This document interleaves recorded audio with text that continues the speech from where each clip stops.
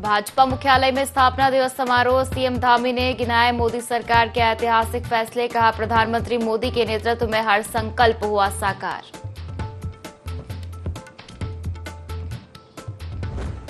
मुख्यमंत्री पुष्कर सिंह धामी ने रामनवमी पर की विशेष पूजा। कन्या पूजन कर प्रदेश की खुशहाली की कामना। प्रदेशवासियों को दी रामनवमी की शुभकामनाएं।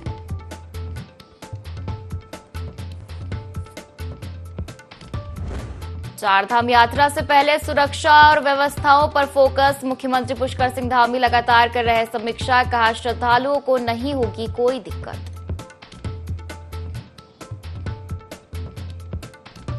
निजी स्कूलों की मनमानी पर लगेगा लगाम। शिक्षा मंत्री ने टोल फ्री नंबर जारी करने के दिए निर्देश। कहा, 3 साल तक नहीं बढ़ा सकते फीस।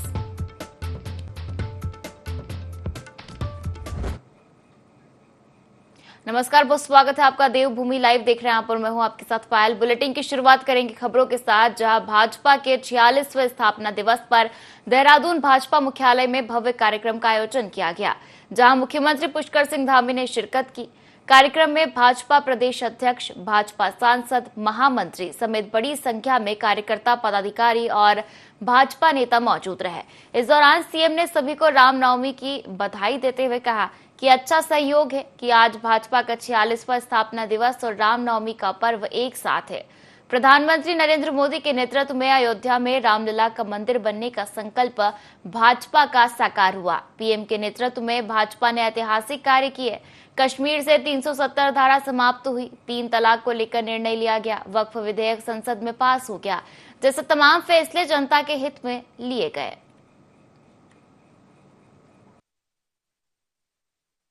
भारतीय जनता पार्टी का स्थापना दिवस है। आज ही रामनवमी है और सौभाग्य की बात देखिए, आज भगवान श्री राम अपने मंदिर में, उनका आज भगवान सूर्य किरणों से तिलक हुआ है। तो हम सबके लिए तो उत्साह का दिन है और आज भारतीय जनता पार्टी स्थापना दिवस प्रत्येक कार्यकर्ता मना रहा है। आज हर कार्यकर्ता अपने घर के ऊपर कमल का झंडा फहरा रहा है और आज से लेकर 13 तारीख तक लगातार हमारे संगठन कार्यक्रम चलेंगे, स्थापना दिवस के कार्यक्रम चलेंगे, जिसमें हम लोग प्रत्येक जो बीजेपी के प्राथमिक सदस्य बनाए हैं, ऐसे प्रत्येक सदस्य घर पर जाकर उसकी ओर में कमल का झंडा हम फहराएंगे और भारतीय जनता पार्टी की मजबूती के लिए संकल्प लेने का हम आग्रह करेंगे। भारतीय जनता पार्टी का स्थापना दिवस भी है और साथ में रामनवमी का पर्व भी है और ये रामनवमी का दूसरा पर्व, दूसरी बार ऐसा है जब भगवान राम 500 वर्षों के बाद अपने महल में, अपने मंदिर में रामनवमी का पर्व मना रहे हैं। मैं सभी को बधाई देता हूं और ये दिन हमको लंबी प्रतीक्षा के बाद मिला है। आदरणीय प्रधानमंत्री जी के नेतृत्व में जो हमारी एक यात्रा थी और उसका संकल्प था कि अयोध्या में भगवान राम जहाँ पैदा हुए वहाँ मंदिर बनना चाहिए, वहाँ भव्य और दिव्य मंदिर बना। हमारे विचार का ये संकल्प था कि कश्मीर में धारा 370 समाप्त होनी चाहिए। कश्मीर में धारा 370 समाप्त हुई। 3 तलाक का कानून समाप्त होना चाहिए, समाप्त हुआ। नागरिक संशोधन कार्यक्रम देश के अंदर लागू हुआ। अभी भारत के संसद में दोनों सदनों ने ऐतिहासिक कार्य आदरणीय प्रधानमंत्री जी के नेतृत्व में किया। वक्फ बोर्ड का विधेयक भी भारत की संसद ने पास कर दिया। निश्चित रूप से ये ऐसे काम हैं, ऐतिहासिक निर्णय हैं, जिसको देश की आज़ादी के बाद देश की जनता को प्रतीक्षा थी। चलिए अगली खबर का रुख करेंगे, जहां उत्तराखंड के मुख्यमंत्री पुष्कर सिंह धामी ने रामनवमी के अवसर पर मुख्यमंत्री आवास पर सपरिवार पूजा अर्चना की। साथ ही 9 कन्याओं का पूजन भी किया। उन्होंने उस अवसर पर प्रदेशवासियों को रामनवमी की शुभकामनाएं दी और प्रदेश की खुशहाली व देश की सुख समृद्धि की कामना की।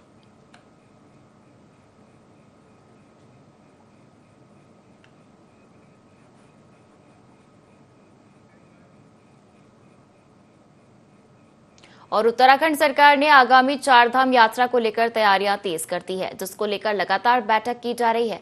साथ ही मुख्यमंत्री पुष्कर सिंह धामी ने सुरक्षा के कड़े निर्देश दिए हैं। साथ ही उन्होंने कहा कि पिछले वर्ष के मुकाबले इस साल बड़ी संख्या में श्रद्धालु रजिस्ट्रेशन करा रहे हैं।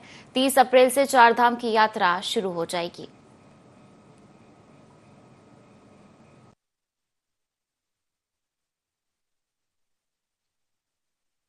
चार धाम यात्रा के लिए इस बार हमने जो तैयारियां हैं वो पिछली 2024 की चार धाम यात्रा का जैसे ही समापन हुआ था उसके बाद तत्काल रूप से हमने इसकी तैयारियों की समीक्षा बैठकें प्रारंभ कर दी थी और पिछले सालों के जो अनुभव रहे हैं जहां भी सुधार की आवश्यकता रही है वहां हमने सुधार के लिए कहा है और मैं स्वयं नियमित रूप से इसकी मॉनिटरिंग कर रहा हूं। रजिस्ट्रेशन लगातार बढ़ रहे हैं, रजिस्ट्रेशन की प्रक्रिया को भी आसान किया है।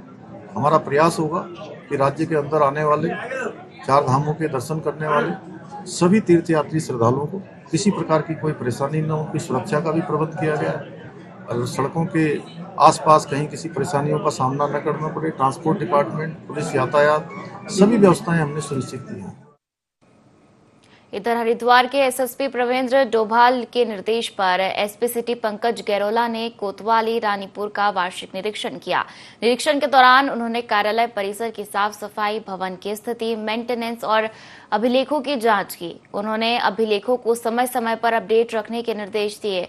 एसपी सिटी ने कुर्की वारंटों के त्वरित निस्तारण, लापता हिस्ट्री शीटरों की तलाश, CCTNS पोर्टल पर GD की ऑनलाइन एंट्री और कनेक्टिविटी संबंधी समस्याओं के त्वरित समाधान पर विशेष जोर दिया। महिला हेल्प डेस्क का निरीक्षण भी किया, जहां तैनात पुलिसकर्मियों को उत्तराखंड पुलिस ऐप और कंटेंट का प्रचार प्रसार करने के निर्देश दिए गए।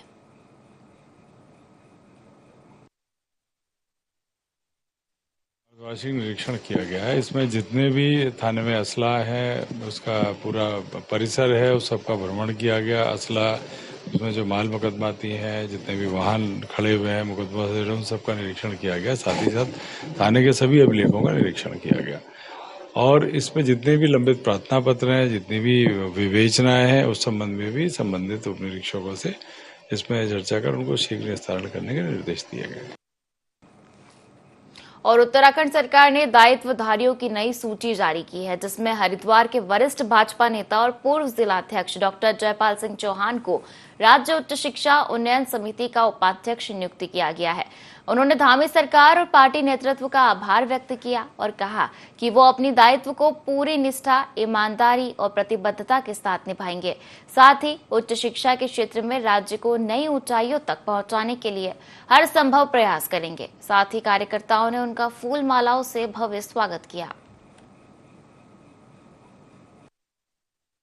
तो मैं अपने केंद्रीय नेतृत्व का, प्रदेश नेतृत्व का और विशेष रूप से माननीय मुख्यमंत्री जी का आभार व्यक्त करूंगा कि मुझ जैसे एक छोटे कार्यकर्ताओं को उन्होंने इस दायित्व के काबिल समझा और मैं निश्चित रूप से जो विश्वास उन्होंने मुझ पर व्यक्त किया है मैं निष्ठा के साथ उसको पूरा करने का काम करूंगा। शिक्षा सर्व समाज को सुलभ हो और गुणवत्तापूर्ण शिक्षा हमारे नौजवानों को मिले ताकि वो देश और समाज के विकास में अपना योगदान दे सके। इस दिशा में हायर शिक्षा में जो भी अच्छे से अच्छा संभव होगा उसको करने का पूरा प्रयास किया जाएगा। और हरिद्वार के शराय क्षेत्र के पास स्थित हरी लोग कॉलोनी में सिंचाई विभाग की जमीन पर बनी अवैध मजार को प्रशासन ने ध्वस्त कर दिया। मुख्यमंत्री पुष्कर सिंह धामी के निर्देश पर प्रदेश भर में अवैध धार्मिक स्थलों के खिलाफ चलाए जा रहे बड़े अभियान के तहत यह कार्रवाई की गई। इससे पहले जिला प्रशासन ने कुछ दिन पहले नोटिस जारी किया था, जिसकी समय सीमा समाप्त होते ही बुलडोजर कार्रवाई को अंजाम दिया गया। कार्रवाई के दौरान भारी पुलिस बल तैनात रहा ताकि किसी भी तनावपूर्ण स्थिति से निपटा जा सके। मौके पर एसडीएम अजय वीर समेत अन्य प्रशासनिक अधिकारी मौजूद रहे। इसी के साथ जानकारी देते हुए हरिद्वार के एसडीएम अजय वीर सिंह ने बताया कि अब तक 1 दर्जन से अधिक अवैध मजारों को हरिद्वार जिला प्रशासन द्वारा ध्वस्त किया गया है। यदि हरिद्वार क्षेत्र के मदरसों को सील करने की बात करें तो अब तक 10 मदरसों को हरिद्वार क्षेत्र में सील किया गया है।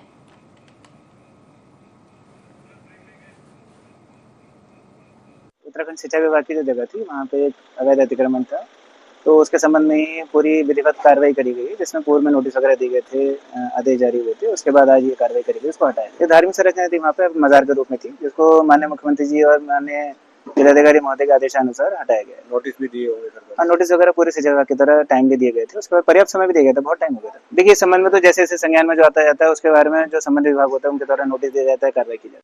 खबरों में आगे बढ़ेंगे और नशे के खिलाफ चलाए जा रहे अभियान के तहत लालकुआ कोतवाली पुलिस ने कार्रवाई करते हुए एक नशा तस्कर को गिरफ्तार किया है। लालकुआ पुलिस ने 200 नशीले इंजेक्शन बरामद करते हुए अभियुक्त के खिलाफ एनडीपीएस एक्ट के तहत मुकदमा दर्ज कर कार्रवाई शुरू कर दी है।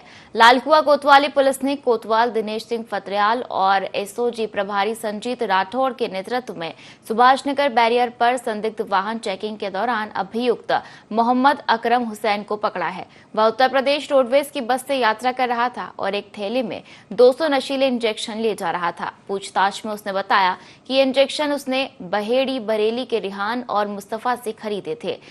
अभियुक्त के खिलाफ कोतवाली लालकुआ में धारा 8/22/29 एनडीपीएस एक्ट के तहत मुकदमा दर्ज किया गया है। एक संयुक्त टीम द्वारा चेकिंग के दौरान सुभाष नगर बैरियर पर रोडवेज की बस से एक व्यक्ति से 200 नशीले इंजेक्शन बरामद किए हैं। मोहम्मद अकरम नाम का ये अभियुक्त है। इसका पुराना आपराधिक इतिहास भी है, पहले भी एनडीपीएस एक्ट के अंतर्गत ये जेल जा चुका है। 3 इस पर अन्य अभियोग भी पंजीकृत हैं। इसके विरुद्ध कोतवाली में एनडीपीएस एक्ट के तहत एफआईआर दर्ज हुई है और इसे गिरफ्तार कर लिया गया है। इसे जेल भेजा जा रहा है। चलिए खबरों में आगे बढ़ेंगे और आगामी 30 अप्रैल से शुरू हो रही चारधाम यात्रा में आने वाले श्रद्धालुओं को ज्यादा से ज्यादा सुविधाएं मिले, इस पर गढ़वाल आयुक्त विनय शंकर पांडे का खास फोकस बना हुआ है। मुख्य रूप से हरिद्वार से चारधाम यात्रा मार्ग पर यातायात व्यवस्था और पार्किंग की दिक्कत तीर्थयात्रियों को न झेलनी पड़े, इसके लिए गढ़वाल कमिश्नर काफी सख्त नजर आ रहे हैं। उन्होंने गढ़वाल के सभी जिलाधिकारी और एसएसपी को ट्रैफिक, पार्किंग, बिजली और पानी, हेल्थ, सड़कों की बेहतर सुविधा उपलब्ध कराने के निर्देश फिर से दिए हैं।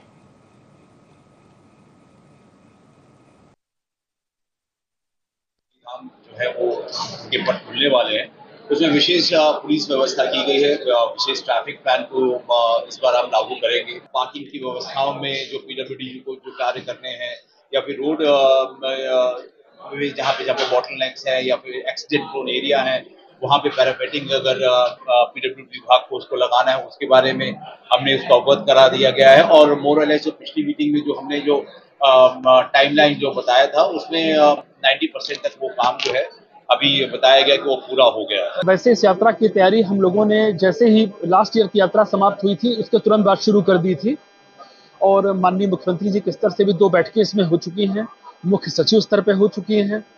मेरे स्तर पर ये 2nd बैठक थी और पहली बैठक में जो काफी विस्तृत हुई थी और आज भी हुई है, सभी विभागों को जो इंस्ट्रक्शंस दिए गए थे उसका फॉलोअप लिया गया कि क्या क्या तैयारियां हो गई हैं।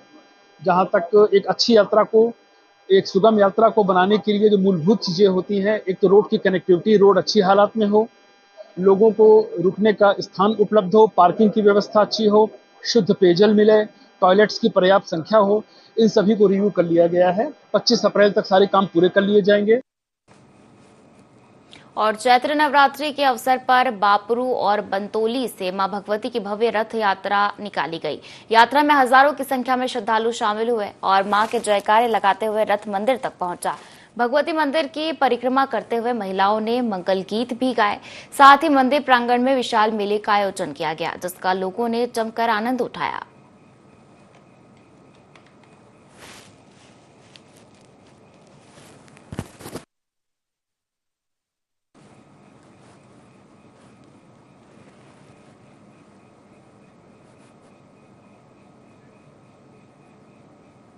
इधर हल्द्वानी में बुद्ध पार्क में यूसीसी के विरोध में क्रांतिकारी परिवर्तन संघर्ष समिति ने 1 दिवसीय धरना प्रदर्शन किया। वहीं समिति के अध्यक्ष का कहना है कि जिस प्रकार से उत्तराखंड सरकार ने यूसीसी लागू कर दिया है, इसका विरोध किया जा रहा है। हम उत्तराखंड के नहीं पूरे भारत के नागरिक हैं और अगर लागू होना था तो यह कानून पूरे भारत में लागू होता, केवल उत्तराखंड में ही इसकी पहल की है। इसके विरोध में बुद्ध पार्क के अंदर विरोध किया जा रहा है और कानून वापस लेने की मांग की जा रही है।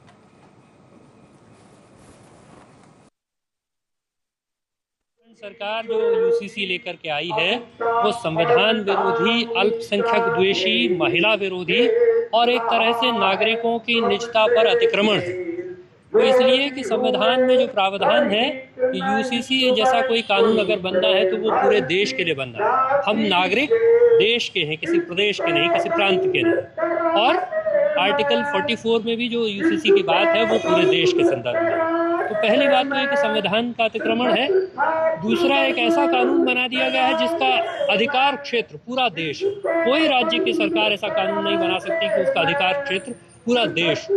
तीसरी बात, नागरिकों की निजता पर जिस तरह का हमला है, जिस तरह से शादी के लिए, तलाक के लिए, उत्तराधिकार के लिए, लिव इन रिलेशनशिप में जिस तरह की जानकारी मांगी जा रही है वो नितांत निजी जानकारी है जिसका किसी सरकार से कोई सरोकार, कोई लेना देना नहीं है। लेकिन एक तरह से नागरिकों पर सर्वेलांस का एक तंत्र बनाने के लिए, निगरानी का तंत्र बनाने के लिए इस तरह की सूचनाओं का जमावड़ा किया जा रहा है। चंपावत पुलिस को कुमाऊं के एक बड़े नशा तस्कर को गिरफ्तार करने में कामयाबी हाथ लगी है। एसपी चंपावत अजय गणपति के द्वारा नशा तस्करों के खिलाफ लगातार की जा रही कार्रवाई के तहत शातिर नशा तस्कर को गिरफ्तार करने में कामयाबी मिली है। अभियुक्त से पूछताछ की जा रही है। एसपी चंपावत ने बताया कि पूछताछ में आरोपी से जिन भी व्यक्तियों की जानकारी मिलेगी उनके खिलाफ भी पुलिस सख्त कार्रवाई करेगी।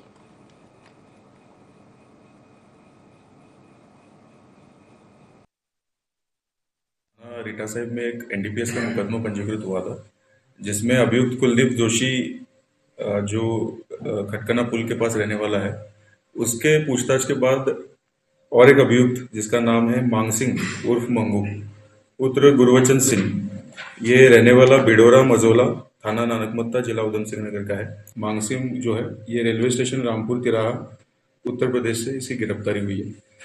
मानसिंह उर्फ मंगू का आपराधिक इतिहास में 5 इसके खिलाफ एनडीपीएस के मुकदमे हैं।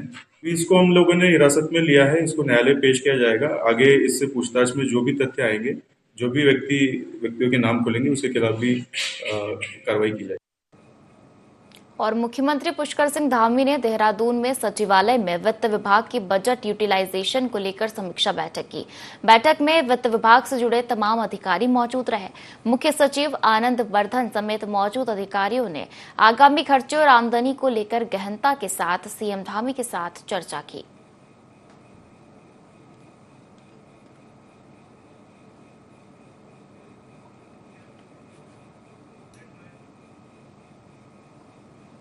और उधम सिंह नगर रुद्रपुर के भाजपा कार्यालय पहुंचे राष्ट्रीय महामंत्री और उत्तराखंड बीजेपी प्रभारी दुष्यंत गौतम का अल्पसंख्यक मुस्लिम समाज के लोगों ने जोरदार स्वागत किया। भाजपा के राष्ट्रीय महामंत्री दुष्यंत गौतम ने वक्फ संशोधन विधेयक 2024 संसद के दोनों सदनों में पास होने पर देश के प्रधानमंत्री नरेंद्र मोदी का आभार जताया। मौके पर बड़ी संख्या में मुस्लिम महिलाएं भी पार्टी कार्यालय पहुंची। अल्पसंख्यक मुस्लिम समाज के लोग हाथ में मोदी जी का शुक्रिया के बैनर लेकर पार्टी कार्यालय पहुंचे, जहां उन्होंने भाजपा के समर्थन में खूब नारेबाजी की और केंद्र सरकार का वक्फ संशोधन विधेयक पास कराने पर आभार जताया।